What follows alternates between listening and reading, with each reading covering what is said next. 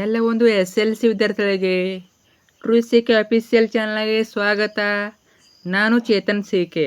ಇವತ್ತಿನ ಈ ವಿಡಿಯೋದಲ್ಲಿ SLC ಹಿಂದಿ ವಿಷಯದ ಪದ್ಯಭಾಗ 1 ಮಾತೃಭೂಮಿ ಈ ಒಂದು ಪದ್ಯಭಾಗದ ಸಂಪೂರ್ಣ ಅಭ್ಯಾಸ ಪ್ರಶ್ನೋತ್ತರ ನೋಡ್ತಾ ಹೋಗೋಣ. ಎಲ್ಲ ಕ್ವಶನ್ಸು ವಿತ್ ಆನ್ಸರ್ ಕೊಡ್ತೇನೆ. ತುಂಬಾ ಸರಳ ಉತ್ತರಗಳು, ನೀವು ಆರಾಮಾಗಿ ಓದ್ಬಿಟ್ಟು ನೆನಪನ್ನ ಇಟ್ಕೋಬೋದು ಮತ್ತು ನೋಟ್ಸನ್ನ ಕೂಡ ಬರ್ಕೋಬೋದು. ಕೊನೆವರೆಗೆ ನೋಡಿ, ಎಲ್ಲ ಕ್ವಶನ್ಸು ವಿತ್ ಆನ್ಸರ್ನ ಕೊಡ್ತೇನೆ. ಬನ್ನಿ ಇವತ್ತಿನ ಈ ಒಂದು ವಿಡಿಯೋನ ಶುರು ಮಾಡೋಣ. ಅದಕ್ಕಿಂತ ಮುಂಚೆ ಇನ್ನೂ ಕೂಡ ಯಾರು ಚಾನಲ್ನ ಸಬ್ಸ್ಕ್ರೈಬ್ ಮಾಡ್ಕೊಂಡಿಲ್ಲ, ಪ್ರತಿಯೊಬ್ಬರು ಕೂಡ ಸಬ್ಸ್ಕ್ರೈಬ್ ಮಾಡ್ಕೊಳ್ಳಿ. ಯಾಕೆಂದರೆ ನಿಮ್ಮ ಮುಂದೆ SLC ಅನ್ನೋ ಎಕ್ಸಾಮ್ ಮುಗಿಯುವವರೆಗೆ ಎಲ್ಲ ವಿಷಯಗಳ ಪಾಸಿಂಗ್ ಪ್ಯಾಕೇಜ್ಗಳು, ಸ್ಕೋರಿಂಗ್ ಪ್ಯಾಕೇಜ್ಗಳು, ಇಂಪಾರ್ಟೆಂಟ್ ಕ್ವಶನ್ಗಳು ಮತ್ತು ಇದೇ ರೀತಿ ನಿಮಗೆ ಎಲ್ಲ ಪಾಠಗಳ ಪದ್ಯಗಳ ಕ್ವಶನ್ ಆನ್ಸರ್ಗಳು ಮತ್ತು ಟೆಸ್ಟ್ ಆಗಿರಲಿ, ಮಿಡ್ ಟರ್ಮ್ ಆಗಿರಲಿ, ಅನ್ನೋಲ್ ಆಗಿರಲಿ, ನಿಮಗೆ ಎಲ್ಲ ವಿಷಯ ಕ್ವಶನ್ ಪೇಪರ್ಗಳು, ಒಟ್ಟಿನಲ್ಲಿ ನಿಮ್ಮ ಮುಂದೆ SLC ಅನ್ನೋಲ್ ಎಕ್ಸಾಮ್ ಮುಗಿಯುವವರೆಗೆ ಎಲ್ಲ ಸ್ಟಡಿ ಮೆಟೀರಿಯಲ್ಗಳು ಫ್ರೀಯಾಗಿ ಇದನ್ನು ಚಾನಲ್ ಆಗ್ತೀವಿ. ಅದರಿಂದ ಪ್ರತಿಯೊಬ್ಬರು ಕೂಡ ಮಿಸ್ ಮಾಡದೆ ಚಾನಲ್ನ ಸಬ್ಸ್ಕ್ರೈಬ್ ಮಾಡ್ಕೊಳ್ಳಿ. ನಿಮ್ಮ ಗ್ಯಾರಂಟಿ ಈ ಒಂದು ಚಾನಲ್ಲು ಯೂಸ್ ಆಗಿ ಆಗ್ತದೆ. ಮಾಡಿದ್ರಾ? ಹಾಗೆ ವಿಡಿಯೋನ ಲೈಕ್ ಮಾಡಿ ಮತ್ತು ಎಲ್ಲ ಫ್ರೆಂಡ್ಸ್ ಶೇರ್ ಮಾಡಿ, ಅವ್ರಿಗೂ ಶೇರ್ ಮಾಡಿ, ಅವ್ರಿಗೆ ಆನ್ಸರ್ನ ಕಳಿಸಿ. ಓಕೆ, ನೋಡ್ತಾ ಹೋಗೋಣ. ಏಕವಾಕ್ಯ ಉತ್ತರಲಿಕ್ಕೆ 1 ಮಾರ್ಕ್ಸು 2 ಮಾರ್ಕ್ಸು ಎಲ್ಲವನ್ನು ಕೊಡ್ತೀನಿ. ಕೊನೆವರೆಗೆ ನೋಡಿ. ಮತ್ತು ನಾನು ನಿಮಗೆ ಎಲ್ಲ ಚಾನಲ್ಲಿ ಇಂಗ್ಲೀಷ್ ಹಾಕಿದ್ದೀನಿ, ಕನ್ನಡ ಹಾಕಿದ್ದೀನಿ, ಹೀರೋ ಹಾಕಿದ್ದೀನಿ, ನೋಡ್ಕೊಳ್ಳಿ. ಎಲ್ಲ ಲಿಂಕ್ಗಳನ್ನು ವಿಡಿಯೋದಾಗ ಕೆಳಗೆ ಕೊಟ್ಟಿರ್ತೀನಿ, ಅಲ್ಲಿ ಹೋಗಿ ನೋಡ್ಕೋಬೋದು, ಅಥವಾ ನೀವು ಡೈರೆಕ್ಟಾಗಿ ಚಾನಲ್ಗೆ ಹೋಗಿ ನೋಡ್ಕೋಬೋದು. ನೋಡ್ತಾ ಹೋಗೋಣ. एक वाक्य में उत्तर लिखिए. क्वेश्चन नंबर 1, कवि किससे प्रणाम कर रहे? उत्तर, कवि मातೃಭೂಮಿ को प्रणाम कर रहे. ಯಾರಿಗೆ? ಕವಿ ಯಾರಿಗೆ ಪ್ರಣಾಮ ಮಾಡ್ತಿದ್ದಾರೆ ಅಂದರೆ ನಮಸ್ಕಾರ ಮಾಡ್ತಿದ್ದಾರೆ? ಯಾರಿಗೆ? ಮಾತೃಭೂಮಿಗೆ. ಇನ್ನು ಕ್ವೆಶ್ಚನ್ नंबर 2, भारत माँ के हाथों में क्या है? उत्तर, भारत माँ के हाथों में न्याय पताका और ज्ञानदीप है. न्याय पताका और ज्ञानदीप. क्वेश्चन नंबर 3, आज माँ के साथ कौन है? उत्तर, आज माँ के साथ करोड़ों भारतवासी हैं. ಯಾರು? ಕೋಟಿ ಜನಸಂಖ್ಯೆ ಇದೆ, ಕೋಟಿ ಭಾರತವಾಸಿ ಇದ್ದಾರೆ ಅಂತ ಅರ್ಥ. ಆಯ್ತಾ? ಇನ್ನೆಕ್ಸ್ಟು 4ನೇದು, ಸಭಿ ಓರ್ ಕ್ಯಾ ಗೂಂಜ್ ಉಠಾ ಹೈ? उत्तर, सभी और जय हिंद का नाद गूंज उठा है. जय हिंद का नाद. क्वेश्चन नंबर 5, भारत के खेत कैसे? मातृभूमि के खेत हरे भरे और सुहाने. ಅಥವಾ ಭಾರತ್ ಕೆ ಖೇತ್ ಹರೆ ಬರೆ और ಸುಹಾನೆ. ನೆನ್ಪಿಟ್ಕೊಳ್ಳಿ, ಹರೆ ಬರೆ ಮತ್ತು ಸುಹಾನೆ. ಇನ್ನು ಕ್ವೆಶ್ಚನ್ नंबर 6, भारत भूमि के अंदर क्या क्या भरा हुआ है? ಇದು ಕೂಡ ಇಂಪಾರ್ಟೆಂಟ್ ಕ್ವೆಶ್ಚನ್ನು. भारत भूमि के अंदर खनिज रूपी धन भरा हुआ है. क्वेश्चन नंबर 7, सुख संपत्ति धन धाम को माँ कैसे बांट रही है? उत्तर, सुख संपत्ति धन धाम को माँ मुक्त हस्त से बांट रही है. कैसे? मुक्त हस्त से. इन्हें क्वेश्चन नंबर 8, जग के रूप को बदलने के लिए कवि किससे निवेदन करते हैं? जग के रूप बदलने के लिए कवि मातೃಭೂಮಿ से निवेदन करते हैं. ಹೆಚ್ಚಾಗಿ ನಮಗೆ ಮಾತೃಭೂಮಿ ಈ ಒಂದು ಹೆಸರು ಬರ್ತದೆ, ನೆನಪಿಟ್ಟುಕೊಳ್ಳಿ. ಮಾತೃಭೂಮಿ ನೆನಪಿರಲೇಬೇಕು ನಿಮಗೆ.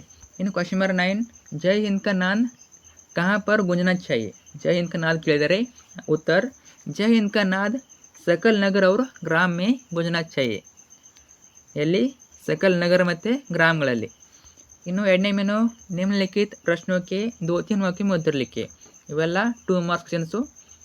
ವೆಯ್ಟ್ ಮಾಡಿ, ನಿಮಗೆ ಕ್ಲಿಯರಾಗಿ ಕೊಟ್ಟಿರ್ತೀನಿ, ಇನ್ನು ಬರ್ಕೊಳ್ಳಿ. ನಿಮ್ಮ ಎಕ್ಸಾಮ್ಗೆ ತುಂಬಾ ಇಂಪಾರ್ಟೆಂಟ್ ಕ್ವೆಶ್ಚನ್ಗಳು, ತುಂಬ ಕ್ವೆಶ್ಚನ್ಸ್ ಇಲ್ಲ, ಚೆನ್ನಾಗಿ ಓದ್ಕೊಳ್ಳಿ, ಬರ್ತವೆ ಎಕ್ಸಾಮ್ಗೆ. ಹೆಚ್ಚಾಗಿ ನಮಗೆ ಟೆಸ್ಟಲ್ಲಿ ಇವೆಲ್ಲ ಕ್ವೆಶ್ಚನ್ ರಿಪೀಟ್ ಆಗ್ತಾರೆ. 1ನೇ ಕ್ವೆಶ್ಚನ್ನು, ಭಾರತ್ ಮಾँ के ಪ್ರಕೃತಿ ಸೌಂದರ್ಯ का वर्णन कीजिए. उत्तर, ತುಂಬಾ ಈಸಿ ಇದೆ, ನೀವು ಹಿಂದಿ ಕಷ್ಟ ಅನ್ಕೋಬೇಡಿ.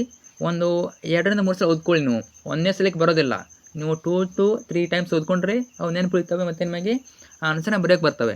ಮತ್ತು ಬರುತ್ತೆ ತೆಗೀರಿ. ನೀವು ಹಿಂದಿ ವಿಷಯವನ್ನು ನೀವು ಯಾವತ್ತೂ ಬರೀಬೇಕು, ಅವಾಗ ಮಾತ್ರ ನಿಮಗೆ ಗೊತ್ತಾಗ್ತದೆ ಯಾವಾಗ ಯಾವ ಶಬ್ದನ ಬಳಸಬೇಕಂತ. ಇಲ್ಲಿ ನೋಡ್ಬೋದು ನೀವು, ಬಾ ಯಾವುದು, ಎಲ್ಲಿ ಒತ್ತಕ್ಷರಗಳು ಬರ್ತವೆ, ಹಿಂದಿ ಒತ್ತಕ್ಷರಗಳು. ನೀವು ಯಾವಾಗ ಬರೀತೀರ ಆವಾಗ ಮಾತ್ರ ನಿಮಗೆ ನೆನಪಿಡ್ತವೆ ಮತ್ತು ಎಕ್ಸಾಮ್ಲೇ ಬರೆಯೋಕ್ಕೆ ಹೆಲ್ಪ್ ಆಗ್ತವೆ. ಸೊ ನಾನು ಹೇಳ್ತಾ ಇದ್ದೀನಿ, ನೋಟ್ಸನ್ನ ಬರ್ಕೊಳ್ಳಿ, ಬರೆದು ಪ್ರಾಕ್ಟೀಸ್ ಮಾಡ್ಕೊಳ್ಳಿ. उत्तर, भारत माँ के प्राकृतिक सौंदर्य इस प्रकार है. भारत माता के खेते हरे भरे और सुहाने हैं. फल फूलों से युक्त वन उपवन अत्यंत शोभायमान है. ಅಂದರೆ ಶೋಭನೀಯ है. मातृभूमि के अंदर अपार खनिज संपत्ति भरा हुआ है. क्या भरा हुआ है? अपार खनिज संपत्ति भरा हुआ है. क्वेश्चन नंबर 2, मातृभूमि का स्वरूप कैसे सुशोभित है? ಈ ಕ್ವೆಶ್ಚನ್ ಕೂಡ ಇಂಪಾರ್ಟೆಂಟು. उत्तर, मातृभूमि अमरों की जननी है, इसके हृदय में गांधी बुद्ध और राम शाहिद है। यार्याರು गांधी बुद्ध और राम। उसके एक हाथ में न्याय पताका और दूसरे हाथ में ಜ್ಞಾನದೀಪ है। ಒಂದು ಕೈಯಲ್ಲಿ ಜ್ಞಾನ ಪತಾಕ, ಇನ್ನೊಂದು ಕೈಯಲ್ಲಿ ಏನು ಜ್ಞಾನದೀಪ, ಒಂದು ಕೈಯಲ್ಲಿ ಪತಾಕ ಇನ್ನೊಂದು ಕೈಯಲ್ಲಿ ಜ್ಞಾನದೀಪ, ಈ ರೀತಿ ನೆನಪಿಟ್ಕೊಳ್ಳಿ ನೀವು। इसके अलावा करोड़ों भारतवासी माँ के साथ है। ಕೋಟಿ ಭಾರತವಾಸಿಗಳು ಮಾತೃಭೂಮಿ ಅಂದರೆ ಮಾಕೆ ಸಾಥ್ ಅಂದರೆ ತಾಯಿ ಕಡೆ ಇದ್ದಾರಂತ, ಮಾತೃಭೂಮಿಯನ್ನು ಅವರು ತಾಯಿಗೆ ಹೋಲಿಸ್ತಾರೆ। ಅರ್ಥ ಆಯ್ತಾ? ನೀವೆಲ್ಲ ಕನ್ನಡದಲ್ಲಿ ಅರ್ಥ ಮಾಡ್ಕೊಂಡಿರ್ತಾರೆ ಅನ್ಕೋತೀನಿ। ನೆಕ್ಸ್ಟು ಅನುರೂಪತೆ ಬರ್ತವೆ, ಇವು ಕೂಡ ಇಂಪಾರ್ಟೆಂಟ್ ನೋಡಿ, ಎಕ್ಸಾಮ್ನಲ್ಲಿ ನಿಮಗೆ ಅನುರೂಪತೆ ಕೇಳ್ತಾರೆ। ಅನುಲಾಗಲಿ, ಟೆಸ್ಟ್ ಆಗಿರಲಿ, ಮಿಡ್ ಟರ್ಮ್ ಆಗಿರಲಿ, ನಿಮಗೆ ಅನುರೂಪತೆ ಕೇಳ್ತಾರೆ, 4 ಮಾರ್ಕ್ಸಿಗೆ ಕೇಳ್ತಾರೆ। ಅರ್ಥ ಆಯ್ತಾ? ಮುಂದೆ ಹೇಳ್ತೀನಿ ನಿಮಗೆ ಕ್ವಶನ್ ಪೇಪರ್ ಹೇಳುವಾಗ। ಇವಾಗ ಜಸ್ಟ್ ಇನ್ನೆಲ್ಲ ಬರೆದಿಟ್ಕೊಳ್ಳಿ, ನೆನ್ಪಿಟ್ಕೊಳ್ಳಿ, ಮತ್ತೆ ಟೆಸ್ಟಲ್ಲಿ ಕೇಳ್ತಾರೆ, ಎಕ್ಸಾಮಲ್ಲಿ ಕೇಳ್ತಾರೆ। ಒಂದನೇ ಕ್ವಶನ್ನು, ವಸಿಯತ್ ನಾಟಕ ಚಿತ್ರಕಲಾ ಚಿತ್ರಲೇಖ ಏನಿದು ಉಪನ್ಯಾಸ, ಈ ರೀತಿ। ವಸಿಯತ್ ಅನ್ನೋದು ನಾಟಕ ಆದರೆ ಚಿತ್ರಲೇಖ ಅನ್ನೋದು ಏನಾಗ್ತದೆ ಉಪನ್ಯಾಸ, ಈ ರೀತಿ ನಾವು ಮೊದಲೇ ಶಬ್ದವನ್ನು ನೋಡಿಬಿಟ್ಟು ಅರ್ಥ ಮಾಡ್ಕೋಬೇಕು। ವಸಿಯತ್ ಅನ್ನೋದು ನಾಟಕ ಹೇಳಿದ್ರೆ ಅಂದಮೇಲೆ ಚಿತ್ರಲೇಖ ಅನ್ನೋದು ಆಬ್ವಿಯಸ್ಲಿ ಉಪನ್ಯಾಸ ಆಗ್ತದೆ। ಇನ್ನು ಎರಡನೇದು ಶತ್ ದ್ವಿರುಕ್ತಿ ಆದರೆ ಹರೇ ಬರೇ ಅನ್ನೋದು ಏನು ಶಬ್ದ ಯುಗ್ಮ ಆಗ್ತದೆ। ಅರ್ಥ ಆಯ್ತಾ? ಇನ್ನು ಮೂರನೇದು ಬಾಯಿ ಹಾತ್ ಮೇ ನ್ಯಾಯ ಪತಾಕ, ದಾಯಿನಿ ಹಾತ್ ಮೇ ಜ್ಞಾನದ, ನೆನಪಿಟ್ಕೊಳ್ಳಿ, ಬಾಯಿ ಹಾತ್ ಮೇ ಏನಿದೆ ನ್ಯಾಯ ಪತಾಕ ಇದೆ, ಇನ್ನು ದಾಯಿನಿ ಹಾತ್ ಮೇ ಜ್ಞಾನದೇವ। ನೆಕ್ಸ್ಟು ನಾಲ್ಕನೇದು ಹಸ್ತ ಹಾತ್ ಆದರೆ ಪತಾಕ ಅನ್ನೋದು ಜಂಡ। ಅದಾದಮೇಲೆ ಜೋಡ್ಕರ್ ಲಿಖಾ ಗಯಾ ಹೈ ಅಂದರೆ ಜೋಡ್ಕರ್ ಲಿಖಿ ಕ್ವಶನ್ಗಳು। ಒಂದನೇ ಕ್ವಶನು, ತೇರೆ ಊರ್ ಮೇ ಶಾಹಿದ್, ಉತ್ತರ ಗಾಂಧಿ ಬುದ್ಧ और ರಾಮ್। ಇವಾಗ ಹೇಳಿದ ನಿಮಗೆ ಮೇಲೆ ನೆನಪಿಟ್ಕೊಳ್ಳಿ ಅಂತ ಅದೇ ನೋಡಿ, ಗಾಂಧಿ ಬುದ್ಧ और ರಾಮ್, ಶಾಹಿದ್ ಹೈ ಅಂತ ಅಂತಾರೆ ಅವರು। ಇನ್ನು ಫಲ್ ಫುಲ್ ಸೆ ಯೂತ್ 1 एक हाथ में न्याय पताका, कोटि कोटि हम आज साथ में, ಮಾತೃಭೂ ಶತ್ ಬಾರ್ ಪ್ರಾಮ್। ನಮ್ಮ ಕ್ವಶನ್ ಇದು ನೋಡ್ಕೊಳ್ಳಿ, ನಿಮ್ಮ ಬುಕ್ಕಲ್ಲಿ ಕ್ವಶನ್ ಕೊಟ್ಟಿದ್ದಾರೆ, ಇದನ್ನು ಹೊಂದಿಸಿ ಬರೀಬೇಕು, ಅಂದರೆ ಜೋಡ್ಕರ್ ಲಿಖಿ ಅಂದರೆ ಹೊಂದಿಸಿ ಬರೀರಿ ಅಂತ ಅರ್ಥ। ನೆಕ್ಸ್ಟು ರಿಕ್ತ ಸ್ಥಾನ್ ಕಿ ಪೂರ್ಣ ಕೀಜಿಯೆ, ರಿಕ್ತ ಸ್ಥಾನ ಅಂದರೆ ಬಿಟ್ಟ ಸ್ಥಳ ತುಂಬಿರಿ ಅಂತ ಅರ್ಥ। ಒಂದನೇ ಕ್ವಶನ್ನು, कवि मातृभूमि को डैश बार प्रणाम कर रहे हैं, कवि शत बार प्रणाम कर रहे हैं। क्वेश्चन नंबर 2, भारत माँ के ऊर में गांधी बुद्ध और राम डैश है, शाहिद है। क्वेश्चन नंबर 3, 1 डैश से युक्त है, 1 फल फूल से युक्त है। क्वेश्चन नंबर 4, डैश हस्त से मातृभूमि सुख संपत्ति बांट रही है, उत्तर मुक्त हस्त से मातृभूमि सुख संपत्ति बांट रही है। क्वेश्चन नंबर 5, सभी और डैश का नाद गूंज उठे है, ಯಾವ ನಾದು ಜೈ ಹಿಂದ್ ಕಾ ನಾದ್ ಗೂಂಜ್ ಉಠೆ है। ನೀವು ಕನ್ನಡದಲ್ಲಿ ಅರ್ಥ ಮಾಡ್ಕೊಳ್ಳಿ, ಇವಾಗ ನಿಮಗೆ ಹಿಂದಿಯಲ್ಲಿ ಈಸಿ ಆಗ್ತದೆ। ನೆಕ್ಸ್ಟು ಭಾವಾರ್ಥ ಕೇಳಿದ್ದಾರೆ ನೋಡಿ, ತುಂಬಾ ಈಸಿ ಇದೆ ಭಾವಾರ್ಥ। ಏನು ನೋಡಿ, ಮೊದಲು ಪದ್ಯ ಓದ್ಕೊಳ್ಳಿ, ಪದ್ಯ ಓದ್ಕೊಂಡು ನೀವು ಭಾರತ ಬರಿಬೇಕು ನೋಡಿ। ನಿಮಗೆ ಪೂರ್ತಿ ಪದ್ಯ ಓದ್ಕೊಳ್ಳಿ, ಅದರಲ್ಲಿ ನಿಮಗೆ ಒಂದು ಭಾವಾರ್ಥ ಕೇಳ್ತಾರೆ, ಕೇಳ್ಬೋದು, ಓಕೆನಾ? ಇಲ್ಲಿ ಯಾವ್ದು ಕೇಳಿದಾರೆ ನೋಡಿ, एक हाथ में न्याय पताका ज्ञानदीप दूसरे हाथ में, जग का रूप बदलने दे है माँ, कोटि कोटि हम आज साथ में, गूंजे उठे जय हिंद का जय हिंद नाद से सकल नगर और ग्राम, मातೃಭೂ ಶತ್ ಬಾರ ಪ್ರಣಾಮ್। ಇಲ್ಲಿ ಭಾರತ ಕೊಟ್ಟಿದ್ದೀನಿ, ಸ್ವಲ್ಪ ಇದೆ, ನೀವು ಕೂಡ ಎಕ್ಸಾಮ್ನಲ್ಲಿ ಬರಿಬೇಕಾಗ್ತದೆ ನೋಡಿ। कवि मातृभूमि का स्वरूप का वर्णन इस पद्य भाग में किए है, मातृभूमि के एक हाथ में न्याय पताका और दूसरे हाथ में ज्ञानदीप है।